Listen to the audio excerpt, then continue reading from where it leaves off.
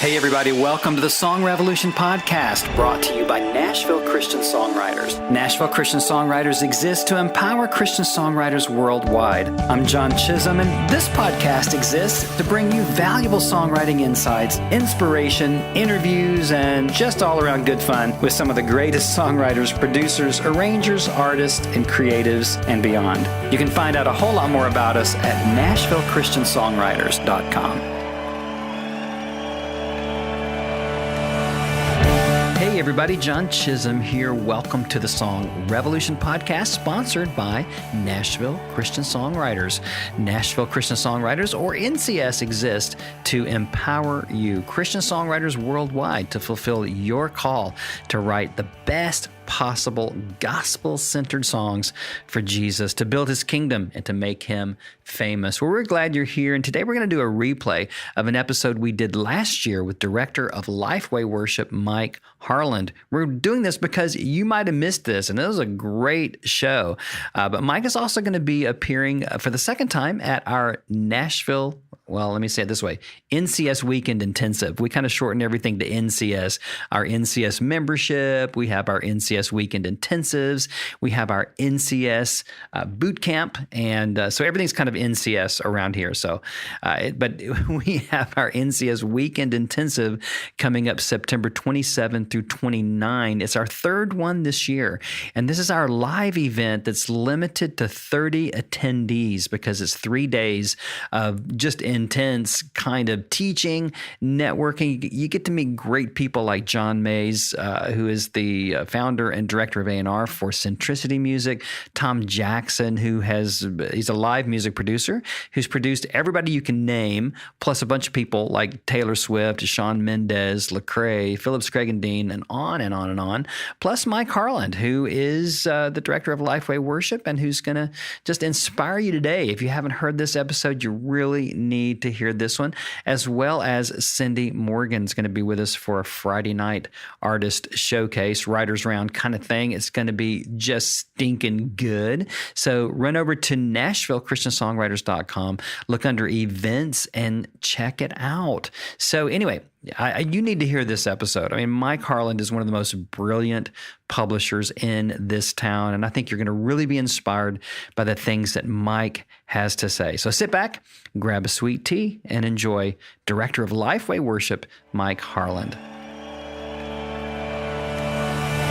John Chisum here for the Song Revolution podcast. It's another great day here in Nashville, Tennessee, and we are so glad that you've joined us. This is going to be a dynamite show today because I have the inimitable, the amazing, the one and only. I can't even say that word. I have to say it really fast. Yes. Inimitable, the inimitable, unusual, and amazing Dr. Mike Harland with the director of LifeWay Worship. Welcome, Mike. Thank you, John. It's great to see you. Great to talk to your audience. Man, we're so glad to have you. You're a giant in this whole thing. Yeah, you are, dude. You are so amazing. And just such a legacy of publishing work in this town for many, many years. And so it's great to talk with you today. It's great to be here. Yeah, so just want to just kind of relax, have some conversations. So sure. Tell us a little bit, First of all, John, I'm interrupting you. Okay, go ahead. But we've got to tell your audience our connection. We have to. I started to. Yeah, you started.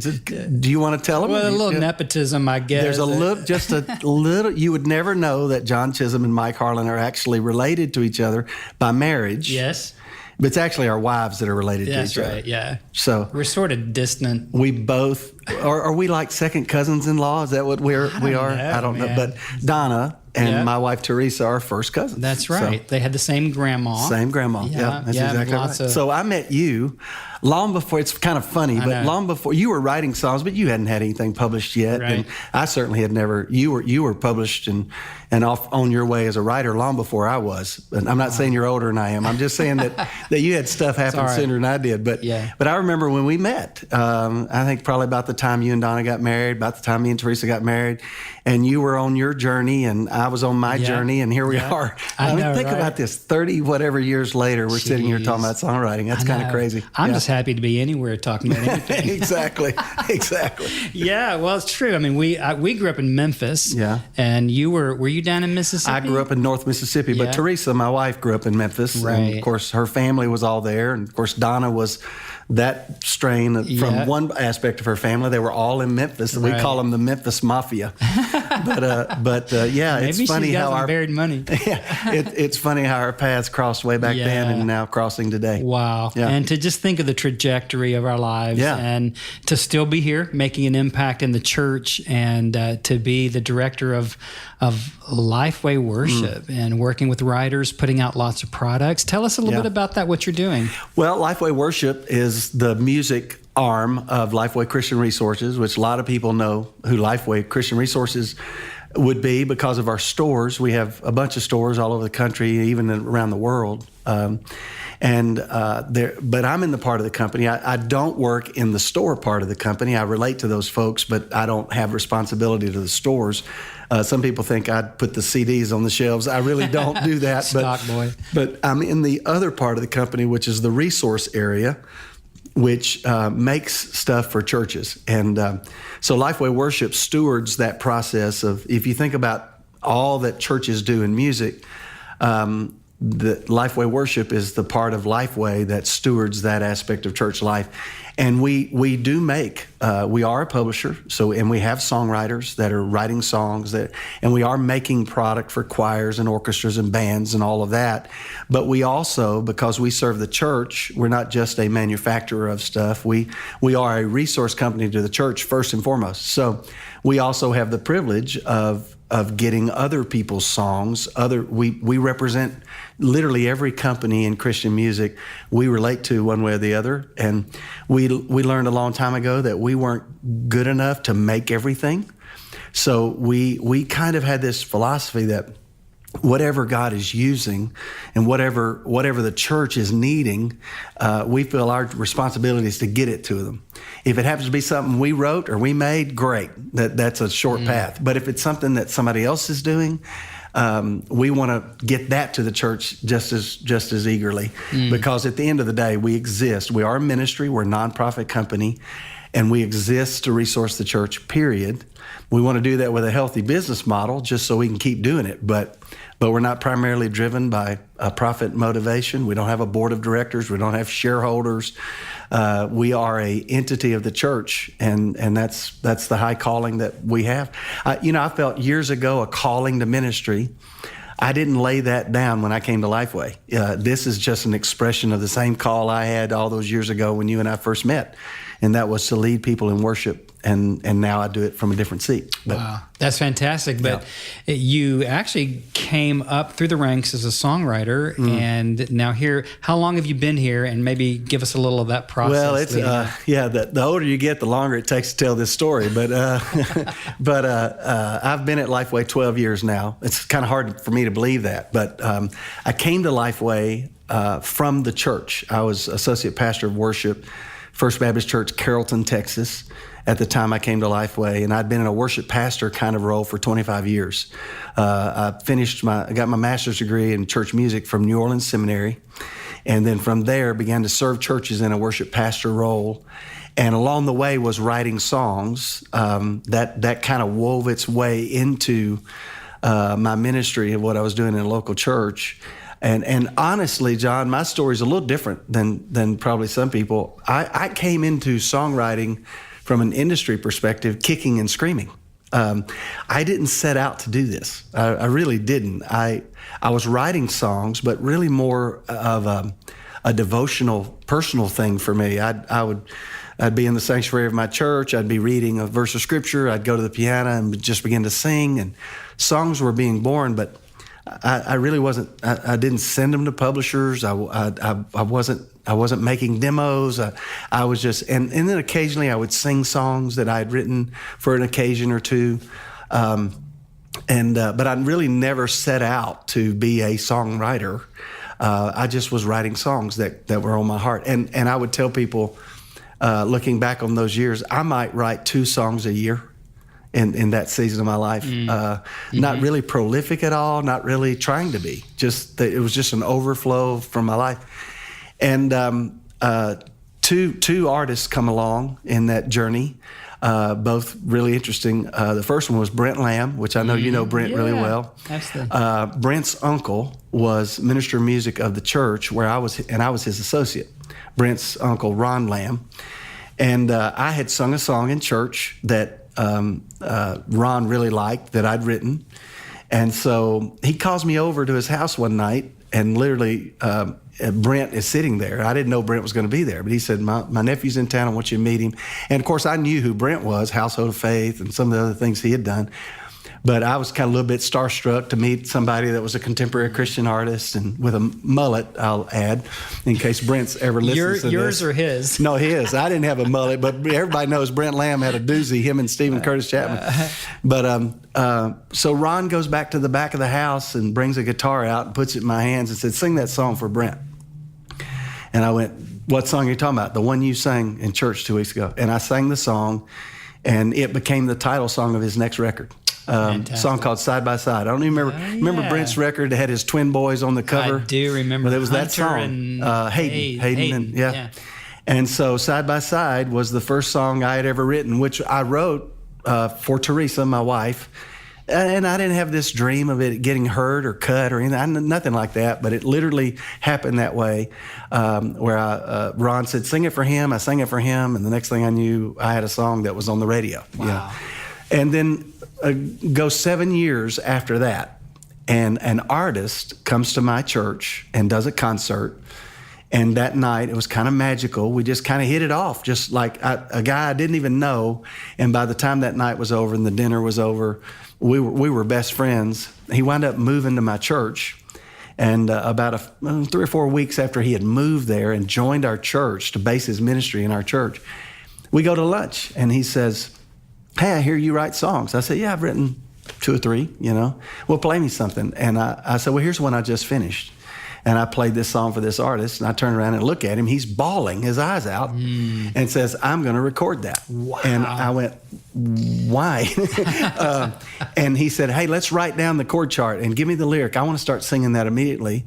The artist was Luke Garrett, and the song was Playing Games at the Foot of the Cross. Nice. Which I had Great just written in a quiet time in my church. Had never sung it for anybody, never been performed. I said, oh, here's something I wrote the other day. And Luke winds up recording it, begins to sing it.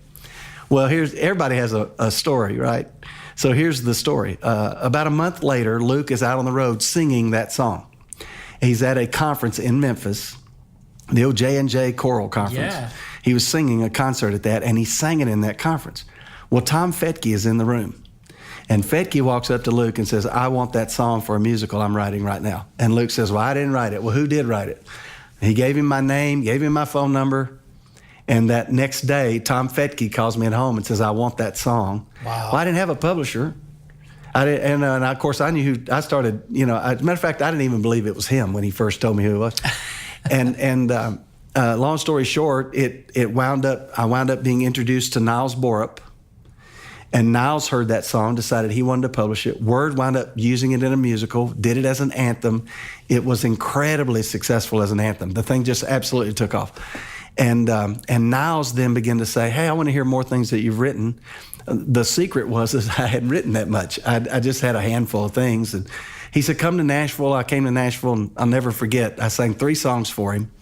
He said, I don't like any of those songs. But then he said, you've got a talent, and I want to help you develop it. And that's really where the journey starts for me as a writer. Niles Borup got involved in my life. I became a writer for Synergy Music, which was his company at the time.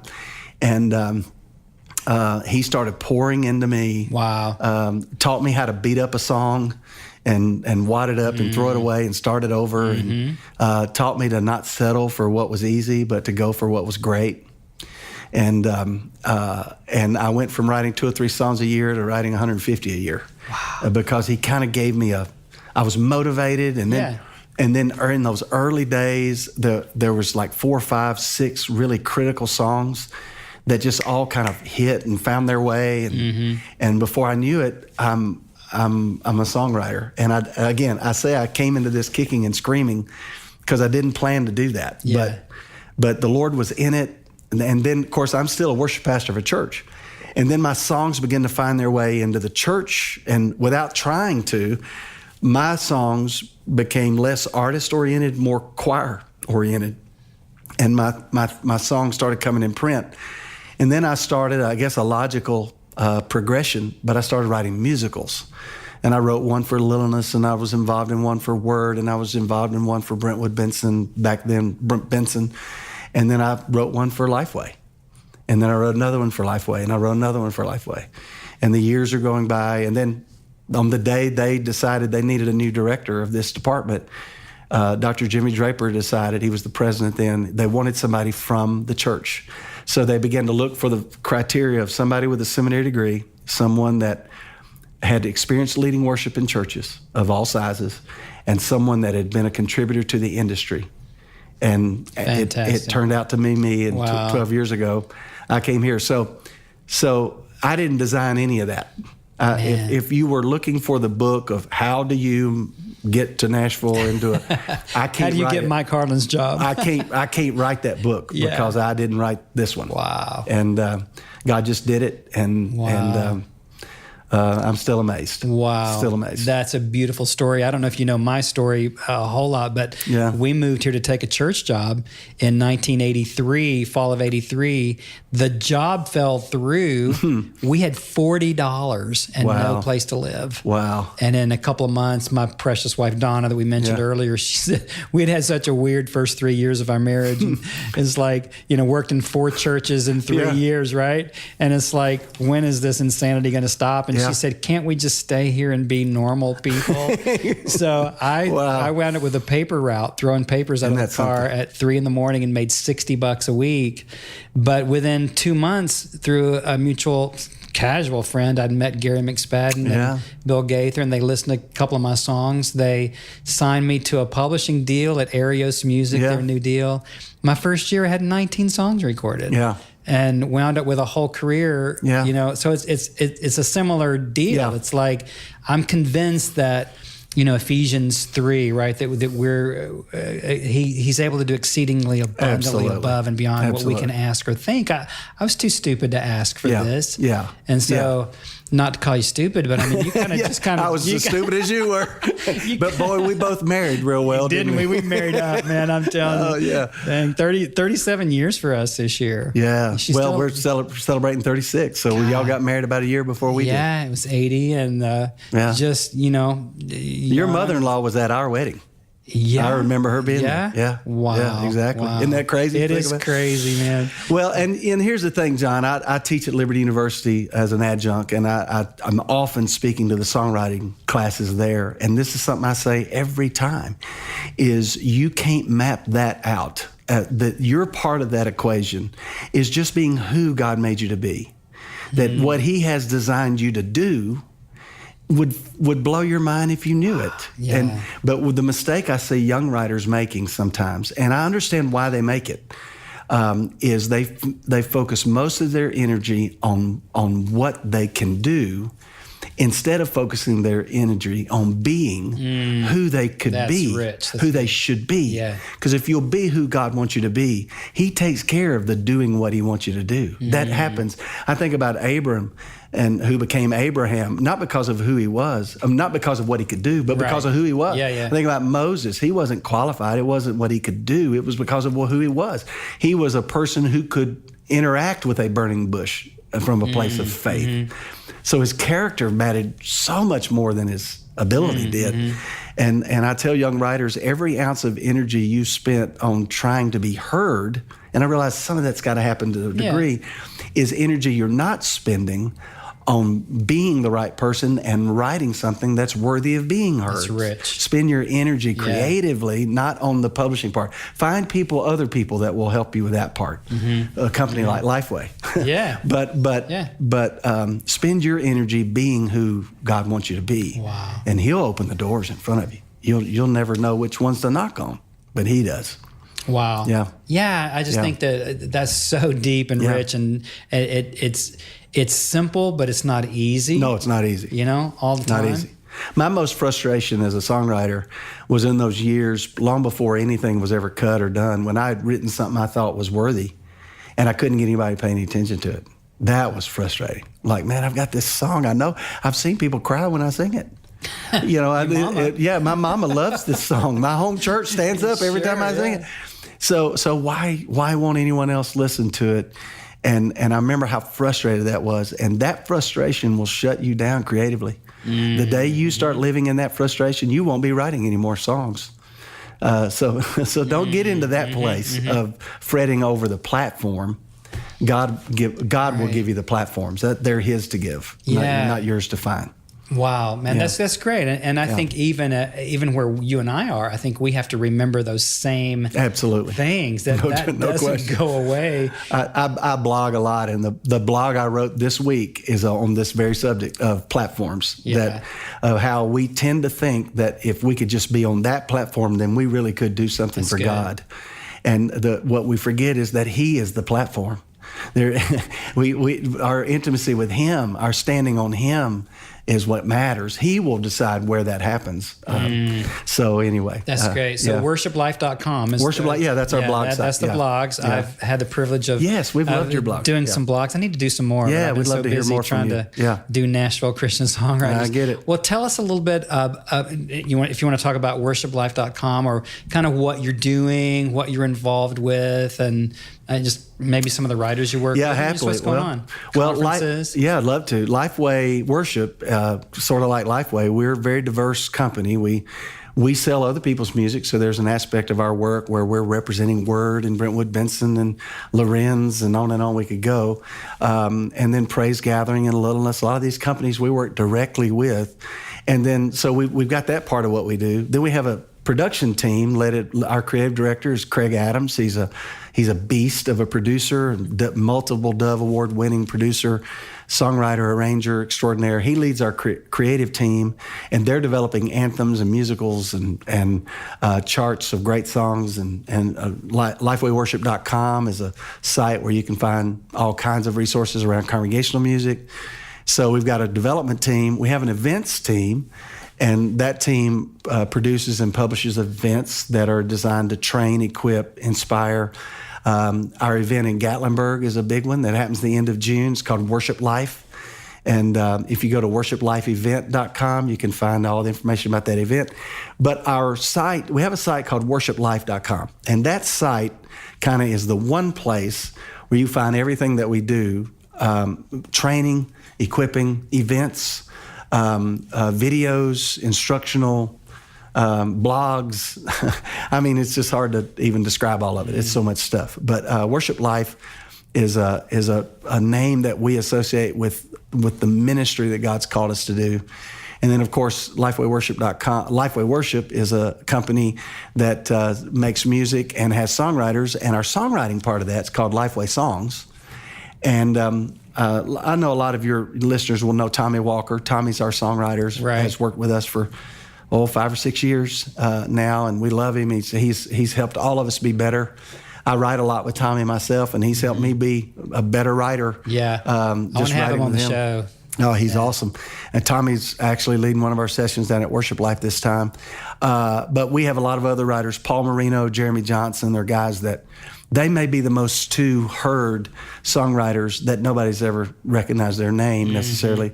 They actually produce and create all of the music for LifeWay Kids, which includes Vacation Bible School.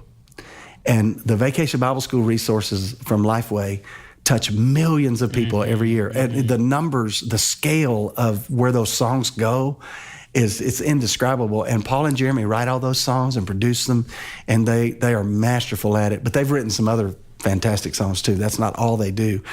Kirk Kirkland is one of the great singers here in Nashville. Yeah. He's also a great songwriter. Yeah. He's one of our songwriters. We've got a guy named Nathan Woodward. I've written with Nathan. Have you written with Nathan? And Kirk, yeah. Nathan is fantastic. He kind of leans toward. I wouldn't. It's not fair to say country. That's not fair. Right. But if you like the character of a voice, like the Need to Breathe guys, or a guy like Jason Crabb, that kind of real character rich kind of thing, that Nathan's writes right in that sweet spot, and his writing is taken off. Jonathan and Emily Martin, a beautiful young couple that are writing. They're really coming of age as songwriters, getting better and better. And then on the other scale, there's another guy I know you know, Philip Keverin. A guy like Philip Keverin, who has done film score. He's actually had an unbelievable success in the secular music field, working with artists that if I started naming them, people out there go, "Are you kidding?" Yeah, I mean, he's really done some things that are remarkable. And Philip's one of our guys. We work with Don Cook, who is a legend in Christian music, and we're working with him now through his work at Houston's First down in Houston, Texas. Right. John Boland is also from that church, and John is writing.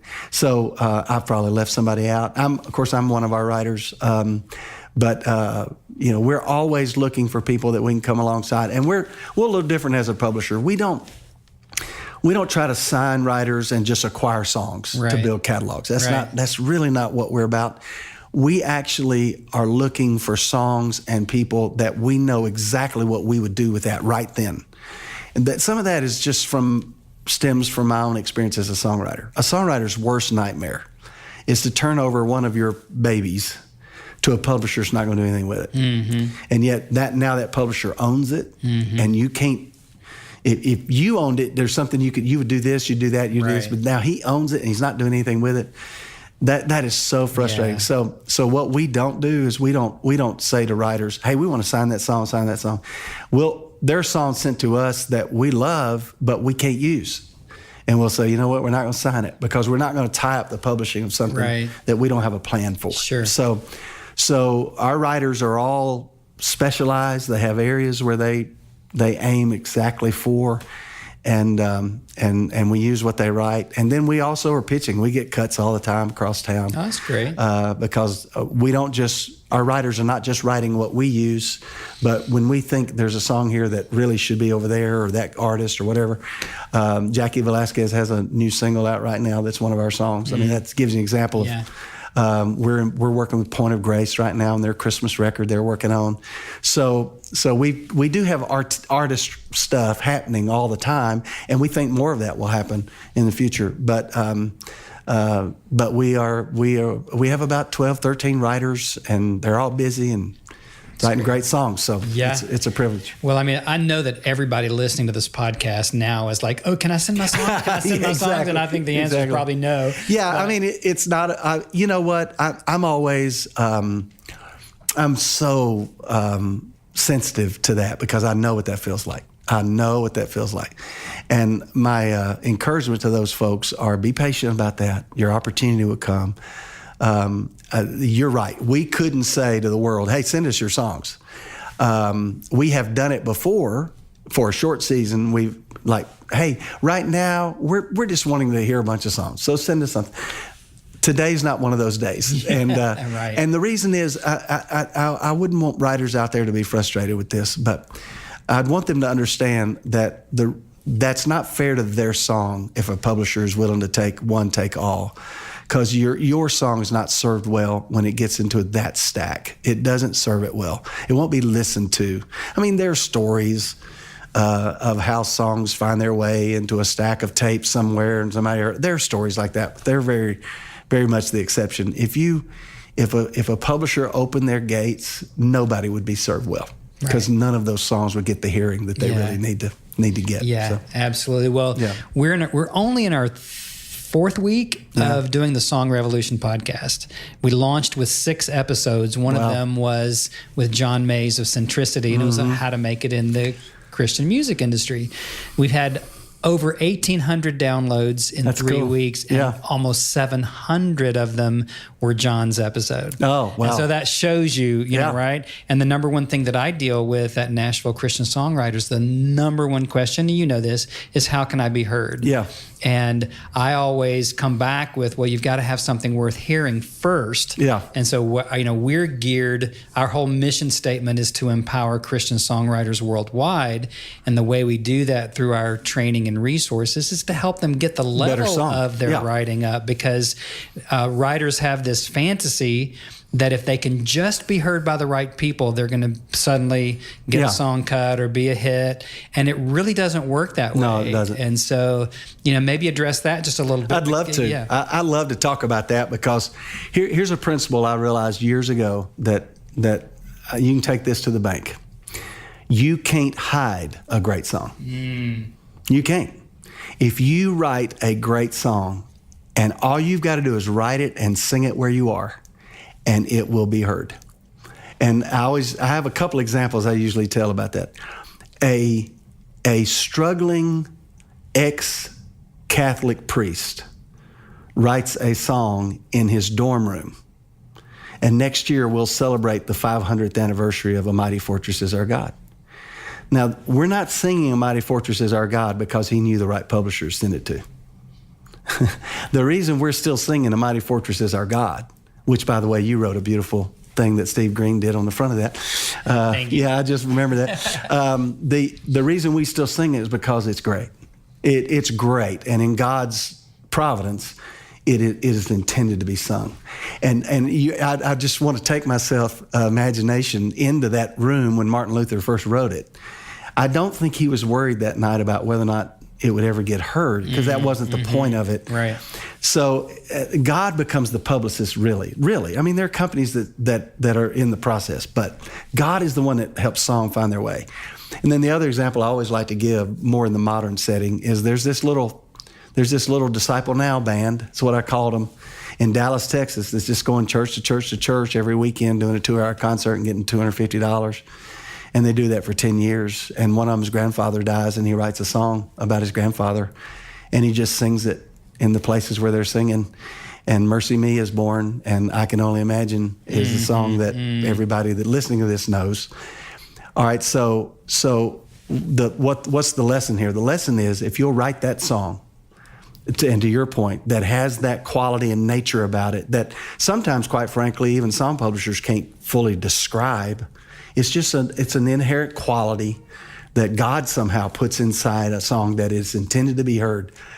Then all you've got to do as a songwriter is sing it where you are. If it's a small group Bible study with 6 people, if it's at a church fellowship after church, if it's at a youth revival, if it's a Disciple Now concert, whatever it is, just write the song and be faithful to sing it where you are. And if it's great, Nashville will find you. You don't have to find Nashville. Nashville will find you, because those songs can't be hidden.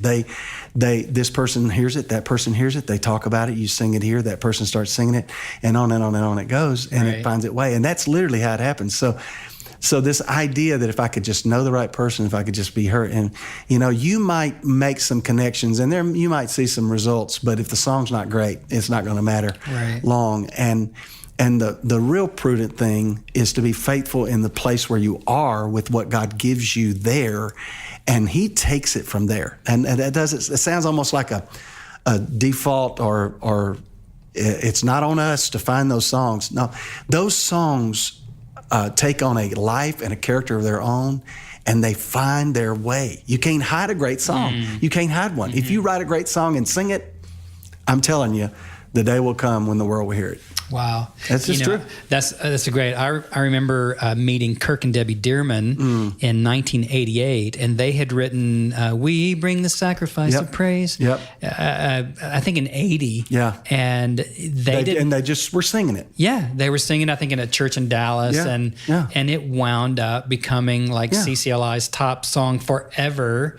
It's kind of fallen now, forever. But I mean, here we are, 30 7 years later, Exactly. And so just crazy how God breathed on that song. And I think of Linda Shazo that I helped manage at Integrity. And, Lord, you are more precious than silver. Yes. And amazing how God just blessed. Yeah. So I think we do get kind of all uptight about doing this thing and figuring it out, writing the formula stuff. And, what are your thoughts on that? I mean, modern worship and kind of the whole worship movement that has brought us to this place where now songwriters are imitating Bethel and Jesus Culture and Hillsong, and everybody's trying to be that. And also kind of in that same discussion, what are your thoughts on what some have called the dumbing down of worship songs? That's a great question. I don't know that you can describe any of it with terms that apply every time. There are exceptions so many ways. One of the burdens I feel, I go to a lot of colleges, and Liberty is one of them, but I go to a lot of colleges to talk about ministry and songwriting and all of that stuff. And this is a burden. This is an observation I make every year. It's uncanny that when I come away from the Dove Awards in the first week of October, and 2 weeks or 3 weeks later when I'm on campus of a college campus in a worship department, I will hear 3 weeks later songs that are imitating what I just heard at the Dove Awards. And it's a burden. That's a burden to me because as important as what Bethel is doing is, we don't need another Bethel. We have a Bethel. We don't need another Hillsong. We've got a Hillsong. We've got a Gateway. God has raised up some of these ministries, and they're contributing significant songs. Absolutely. And thank God for them. But we don't need another generation of people that are imitating what those churches and those ministries have that God has given them to do. What I tell the artist development students at Liberty that I teach is, I don't need to hear you sounding like Lauren Daigle. I need to hear what you sound like. I need, because here's a little formula I use a lot when I talk to aspiring writers and artists, is I put songs in 3 categories. I say they're good, they're great, or they're commercial. And I go back to the first one and go, you never heard a bad song? I said, yeah, I guess I've heard a bad song, but I would say the writing of them is worth it so much that I would say any song that a child of God sits down with a piano or a guitar or even a pen and writes in a spiritual experience, if it does nothing more than draw that writer closer in their relationship with the Lord, that's a good song. It may never be heard by anybody else, but it was worth writing. It's good. Yeah. Great would be a song that shows some character, some skill, there's a rhyme that's consistent. There's a syntax about it that's consistent. There's an interesting melodic hook. And there may even be something significant the song is saying. And you would say, you listen to that song and you would say, that song's great. And that song will work in the church when you, the writer, sing it, and it might even work in the church across town when the story is told about how it was written. That song has a place. It may never be on an artist record. It may never be sung by anybody else. But that song's great because it had an impact on you. It had an impact on your family. It had an impact on your church. It was worth writing. And that third category is commercial. Well, the biggest difference between great and commercial, a commercial bears all of those same traits. It's well-crafted, it's written, it's not clunky, it's clear, it's theologically sound. It has all these attributes about it. But here's the differentiator most of the time. It's unique. It's just saying something that hasn't been said that way. It's saying something that is done in a refreshing way, a way that makes me sit up and want to hear it a little more. There's a uniqueness about it.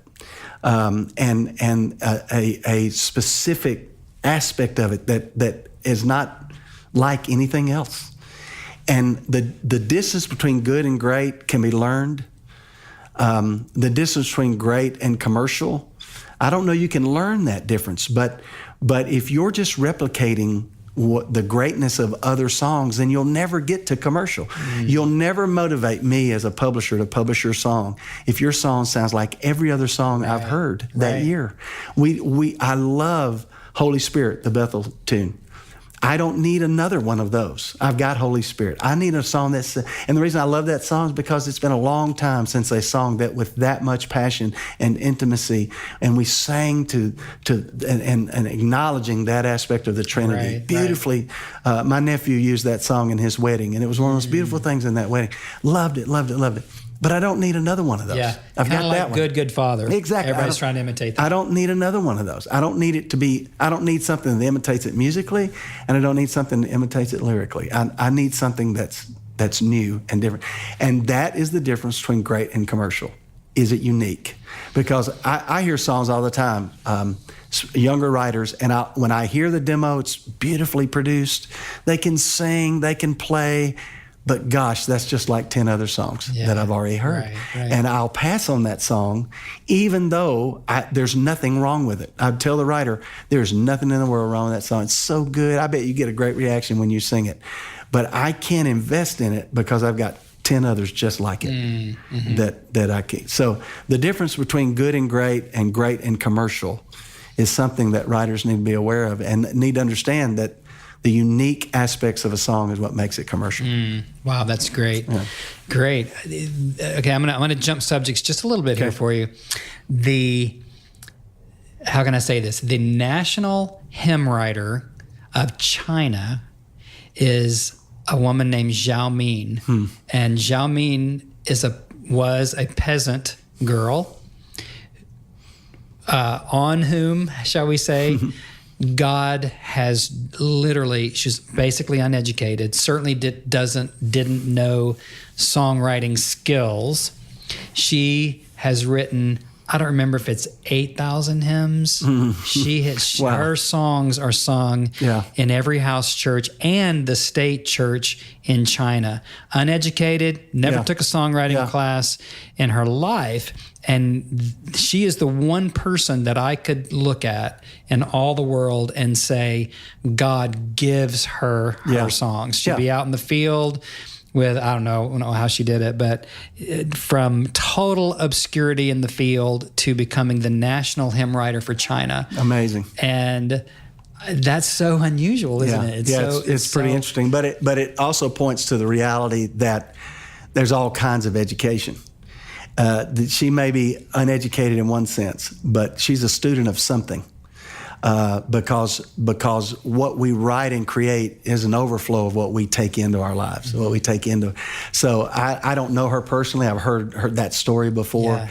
I bet she is a student of the Word of God. I bet she is in deep and stays long for that much prolific, like somebody like a Fanny Crosby. Exactly. That's who turns out to be one of the great theologians of her era. We think of her as the hymn writer, but good Lord, did she have some insight theologically? Yes, and she didn't get that in school. She got that in another way as a student. Did you know she had to write under 27 pseudonyms? Oh, yeah. Is that crazy? Yeah. And we're still they are still finding lyrics of Fanny Crosby that have never been published. Wow. Thousands of them. Wow. So it's if you're going to be a creator, you're a student of some.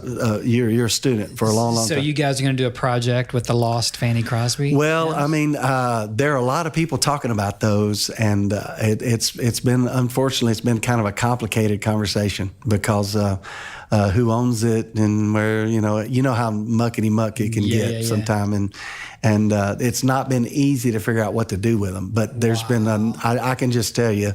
There's been a lot of stuff found from Fanny that nobody's ever heard. Wow. Yeah, is it held by a trust or? Yeah, it's complicated. I don't even know every specific detail of it, but it's kind of a complicated thing. Not quite sure what to do with it. Well, so the discussion then, and I love your perspective on that Zhao Min, is getting this from somewhere, but the number one thing people say to me is God gave me the song. How many times have you heard that? Absolutely. And then I try to be very nice. Sometimes I think inside, a couple of things. It's like, okay, number one, don't blame that on God. That's kind of one of them. Well, the one I always use is I don't think he did because I believe he would have written a better song than that. Right. Exactly. Right. Or the other one is like, well, I guess he gave it to you because he didn't want it anymore. Exactly. But all snarkiness aside. And by the way, I've written some of those myself. Me too. So, exactly. Me too. So, what do you say when it comes to the craft and learning the craft and some tips. I don't believe in tips, tricks, and hacks. I think that's just stupid. But because this stuff is hard won for all of us. But do you have anything that you'd say to our writers, that might just help them a little bit on their journey that as they're listening to this today? Well, I want to say one thing that I think is important for writers to hear. And I think we undervalue the process of writing songs, the impact that has on you, the writer. And that's why, to reiterate what I said a minute ago, I don't think there's any such thing as a bad song. There's a song that may not be commercial. There's a song that may not be great. It may not even be good in a technical sense. But the process of sitting down with pen and paper or with instrument and writing, pouring your heart out to God in song. We have 72 Psalms in the Psalter that David wrote, attributed to David. How many do you think he wrote in his lifetime? 10,000? I mean, if you were watching sheep all day long, you'd probably write a lot of songs. Yeah, absolutely. Why don't we hear the rest of them? Well, because they were for him. And I would tell any writer out there, I would always ask writers this question: is it enough for you as a writer? Are you grateful for the craft and the opportunity to write if God is the only one that ever hears it? Wow. And I would say, and if you don't get there as a songwriter, you may not deserve to write one everybody else hears. But when you get to the place where you can so appreciate the process of what it does in you as you sing it for him, if you get to the point where that becomes its own reward, now you're ready to write a great song the rest of us can hear. So I don't want to minimize anybody that's writing anything, whether it's a 6-line sonnet or whatever it is. If it's coming out of your heart for God, it was worth writing and important that you write it. But beyond that, craftsmanship-wise, yes, we are looking for songs that make sense. We're looking for songs that say something that's true, that's biblical. We're looking for songs that have a good vocabulary of words that are all stylistically linked to each other. That they're not all over the map, but there's a sense about what they do and how they say it. There's a syntax about it, a rhyme structure that is consistent. And then musically, a lot of those same attributes. An interesting chord progression with a melody that has shape and architecture that is memorable. If you come to me with a song that you've written and sing it for me once, 10 minutes later, can I hum that melody back? Is it that kind of, right. And so, yes, there are things to look for lyrically and musically that represent craftsmanship. And yes, to the work that you do as you're helping writers develop that's important that writers do that. There's a quote attributed to Abraham Lincoln. Of course, there's this also fun thing that people attribute all these quotes to Abraham Lincoln, whether he said them or not. But here's one that I've heard attributed to him. When asked President Lincoln, what would you do if you had 4 hours to cut wood? He said, I'd sharpen my axe for 3. I would spend the first 3 hours sharpening my axe. And I would say to any songwriter out there, sharpen your axe, sharpen it, learn, go to conferences like the one you're doing, go to places like Worship Life, go to these places where you can listen to people. I think about Sue Smith and Write About Jesus, one of the great conferences I know about. Go to those places. Listen to people that have walked that road. I write a lot with Dave Clark, and I like to just hear Dave Clark talk about songwriting because it just comes out of his pores. Yeah, I'm going to get him on the show. Yeah, he knows how to do it. And he's forgotten more about writing songs than I know. I mean, he just lives it. And it's so that there are things to learn. But I would also say to anyone out there, there's not a list. If you do these 10 things, you'll have a hit song. That doesn't exist either. Right, it doesn't. Because you and I could sit here the rest of the day and talk about song after song after song that violate every craft principle that we could ever teach. Yeah. So there's a God factor in all of that too. That's hard. I think about the song I use sometimes as an example is the song Shout to the Lord. It's obvious that God in his providence, matter of fact, you were Integrity during those days, you know that, you know what that song was doing and what it did, and we still sing it. Today, it's sung all over the world. That song breaks almost every rule that any songwriting teacher would ever give you. It totally does. It does, and yet, I get chill bumps thinking about singing it. Right. So there's no way to quantify that, but yes, learn the craft, learn those specific traits. I think you look back at songs and you can say, look how it did this, this, and this, and this, that the writer, when they wrote it, had no idea they were doing. Mm-hmm. But there's a lot to be learned about craftsmanship, and any writer that wants to grow in this craft needs to pursue that knowledge. Right. It's kind of getting in the environment, getting in that space in your head where you learn all about the craft, and then you kind of forget it to go do what you do, and let the Lord anoint it and direct it. That's a great way to say it. I think about a baseball player who will spend hour after hour after hour learning the techniques of fielding, of batting, but when he's in the game, he's not thinking about that. He's playing baseball. It's automatic. Yeah, exactly. Yeah, you're in that flow. That's great. A good way to say that. Well, Mike Harland, I know that we could keep going because you're a deep well, man. You got so much behind you and so much ahead of you. As we close out, what in the next year are you most excited about? Maybe it can be personally or professionally. Well, it kind of, for me, it's one thing, but I'm at a season of my life, I'm not that old. I don't want to think people I'm that old. I still play basketball several times a week. But 70. No, not quite. I think you're a little older than me, so be careful. I am, all right. But I am in the season of my life where I'm thinking about what's going to be left when I'm gone. What I think about the organization here at LifeWay. There's a leader that's following me. I don't know who it is. And I don't know when he's coming. I don't know if it's 5 years from now or 10 years or 15 or 20. Don't know that. But I know the day's coming when I'm not the guy sitting in the seat I'm sitting in. What am I leaving to him or to her? What am I leaving behind me? That's why I teach at Liberty and other colleges. That's why I go to seminaries. I'm going to New Orleans Seminary in the next few days. I'm thinking next generation all the time. How are we equipping the next generation to do it better than we are doing it now? That's what I spend my time with. Wow. Well, Mike, I hope you'll come on the show again with me, because I know we could talk about 6-7 more hours about all this stuff and get into some deep stuff, and as well as just the mechanics of songwriting. So thank you so much. Thank you. It's a privilege for being here. So this is John Chisum for the Song Revolution podcast. And we're here to make a difference, and we hope that you will join the Song Revolution. We'll see you next time.